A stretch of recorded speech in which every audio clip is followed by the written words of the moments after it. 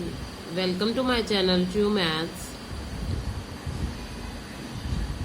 ਅੱਜ ਦੀ ਵੀਡੀਓ ਦੇ ਵਿੱਚ ਆਪਾਂ ਇਨਇਕੁਇਲਿਟੀਜ਼ ਦੀ ਗ੍ਰਾਫਿਕਲ ਸੋਲੂਸ਼ਨ ਠੀਕ ਹੈ ਗ੍ਰਾਫਿਕਲੀ ਉਸ ਨੂੰ ਕਿਸ ਤਰ੍ਹਾਂ ਸ਼ੋ ਕਰਨਾ ਹੈ ਨੰਬਰ ਲਾਈਨ ਦੇ ਜਿਸ ਤਰ੍ਹਾਂ ਆਪਾਂ ਗ੍ਰਾਫ ਦੇ ਅਕੋਰਡਿੰਗ ਜਿਸ ਤਰ੍ਹਾਂ ਨੰਬਰ ਲਾਈਨ ਤੇ ਉੱਪਰ ਸ਼ੋ ਕੀਤਾ ਸੀ ਹੁਣ ਕੀ ਹੈ ਲੀਨੀਅਰ ਇਨਇਕੁਏਸ਼ਨਸ ਦਾ ਠੀਕ ਹੈ 1 ਵੇਰੀਏਬਲ 2 ਵੇਰੀਏਬਲਸ ਦੇ ਵਿੱਚ ਗ੍ਰਾਫਿਕਲ ਸੋਲੂਸ਼ਨ ਪੜਾਂਗੇ। ਸਭ ਤੋਂ ਪਹਿਲਾਂ ਤਾਂ ਜੋ ਹੈ ਕੀ ਕਰਾਂਗੇ 1 ਵੇਰੀਏਬਲ ਦੇ ਵਿੱਚ ਹੀ ਕਰਾਂਗੇ graphical solution of linear inequalities in 1 variable. फिर उस तो बाद ही 2 दे चलांगे स्टूडेंट्स ठीक है। वैसे मैं टॉपिक का नेम यही मैंशन किया सी कि इन 2 वेरीएबल्स वैसे हुंदा तां 2 वेरीएबल्स दे विच ही है क्योंकि अपने कोल 2 वेरीएबल्स इंक्लूड होणगे इसे ताई इसे तरह ही आपां की है उसकी ग्राफिकल जो है रिप्रजेंटेशन कर सकांगे। ग्राफिकली किस तरह सोल्यूशंस फाइंड आउट करने ने वो देखांगे आपां अज। देखो सब तो पहला बड़े ही ध्यान नाल समझना है ठीक है। अपने को की हुंदा है इत्थे एक कुछ ग्राफ इस तरह कुछ ड्रॉ कर लिए आपां है ना जिस तरह तुहाडे कोल ग्राफ है इधर की पॉइंट्स हुंदा अपने कोल एक्स एक्सिस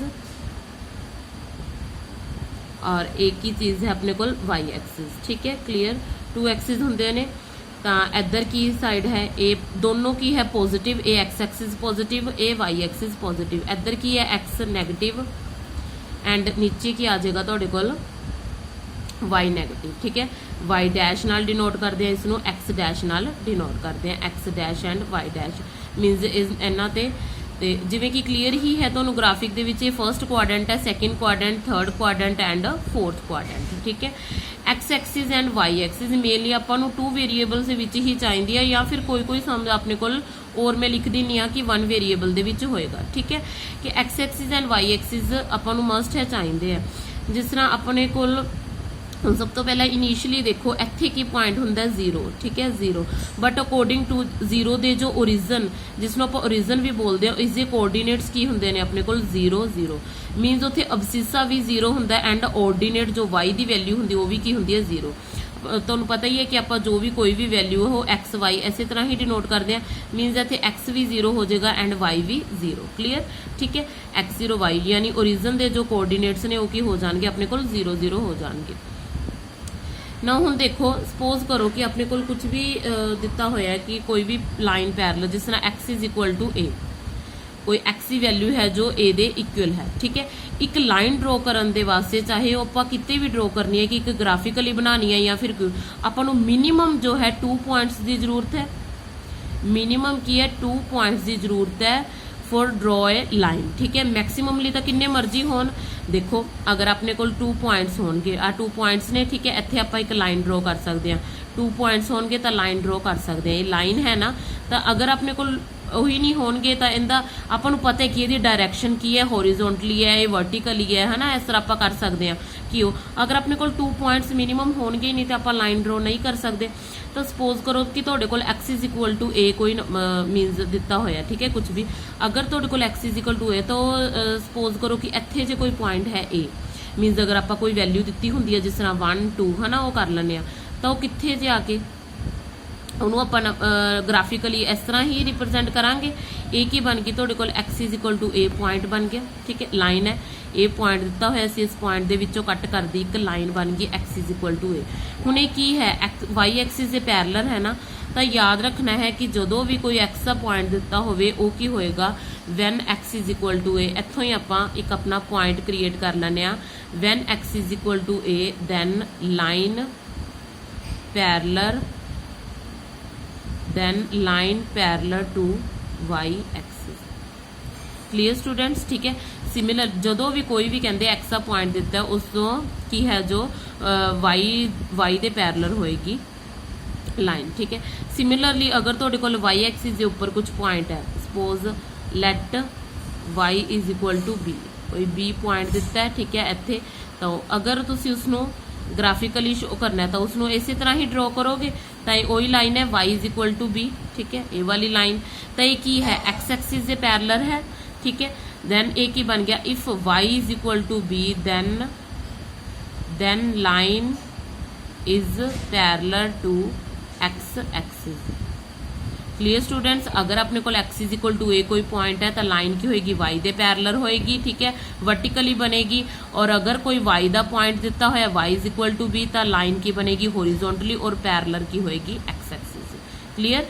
x एक्सिस इत्थे पॉजिटिव, इत्थे भी पॉजिटिव, इत्थे x axis negative, y negative. Clear, ठीक है, समझ आ गया सारे नू। ग्राफिकल सोल्यूशन की है linear in equation in 2 variables. हुण अपने कोल की है लिस्ट, कुछ ना कुछ तो दिता ही होएगा ना, कोई ये तो है नहीं कि कोई पॉइंट्स या कोई इनइक्वलिटी, ये तो अपने को इक्वेशन की गल सी, इत्थे इक्वल टू दा साइन है। अगर अपने को यही चीज़ इनइक्वलिटी दे बेस से दिती होवे तो उसनों आपां किवें करांगे सॉल्व। सब तो पहले एक एग्जांपल ले लैंदे आ, ठीक है, एक एग्जांपल ले लीए। कुछ क्वेश्चंस मैं इत्थे लिखे हुए ने, पेज ले लिए स्टूडेंट्स, एक मिनट। एग्जाम्पल्स लिखी हुई ने, ठीक है, जिस तरह x greater than equal to 3, x greater than equal to, ठीक है, 3 दिता होया अपने को, इसका ग्राफिकल सोल्यूशन फाइंड करना है। तो को सिंपली यही लिखा आएगा कि सोल्व दिस, ठीक है। तो ग्राफिकली इसनों आपां किवें शो करांगे, सब तो पहला तो कोई इनइक्वलिटी का साइन है उसनों की मान लिया करो कि इक्वल ही है। तो x is equal to 3, x is equal to 3 है, मीनस की है लाइन की है, line parallel to y axis, line parallel to y axis होएगी। क्लियर, हुने हुने आपां कीता है, ठीक है। इसकी ग्राफिकल रिप्रेजेंटेशन की होएगी सिंपल, इत्थे 0, ठीक है, एक ही अपने को x एक्सिस होएगा, एक ही होएगा y, ठीक है, पॉजिटिव।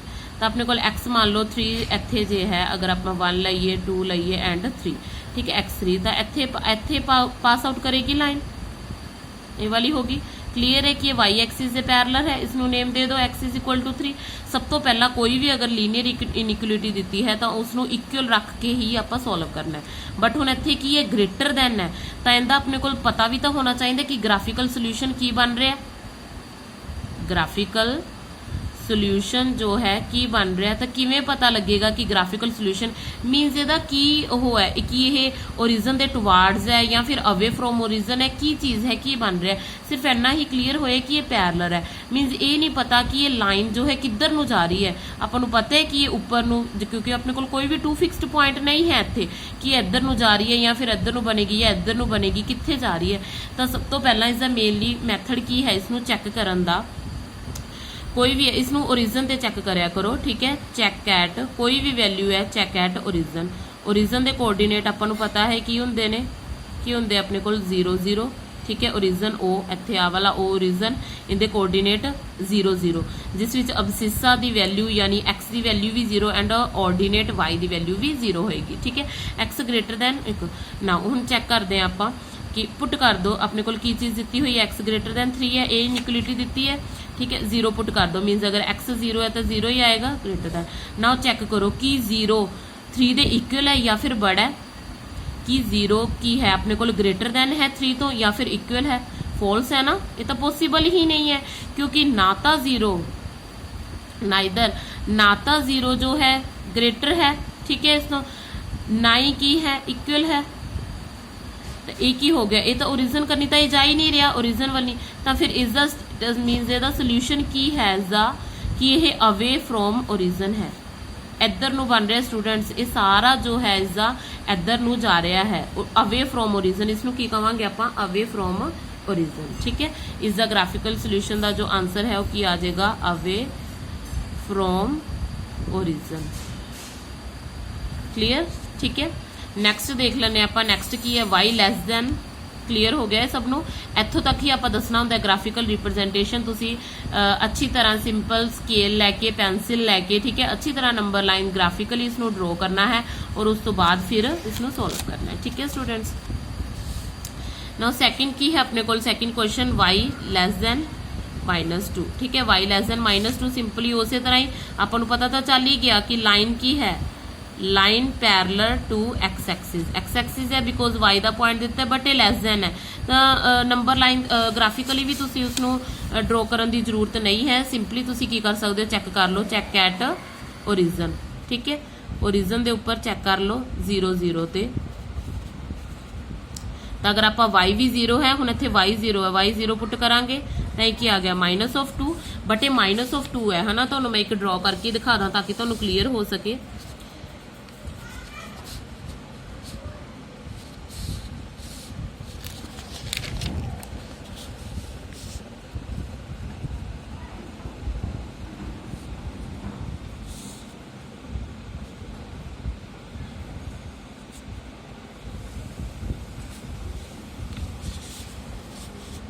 ਵਧੀਆ नहीं बनया है ना। एक मिनट स्टूडेंट्स,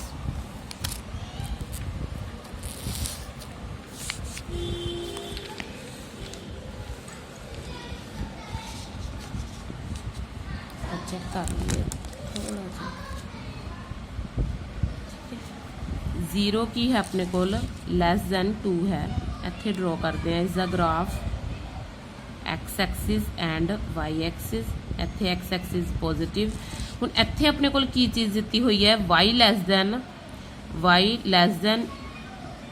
-2 है, तो फिर <-2 -2 तो आप इत्थे करांगे बिकॉज y नैगेटिव इत्थे हुंदा है। मान लो अगर अपने को -1 है -2 आ वाली चीज़ है, ये है अपना पॉइंट y = -2। ये लाइन होगी ड्रॉ।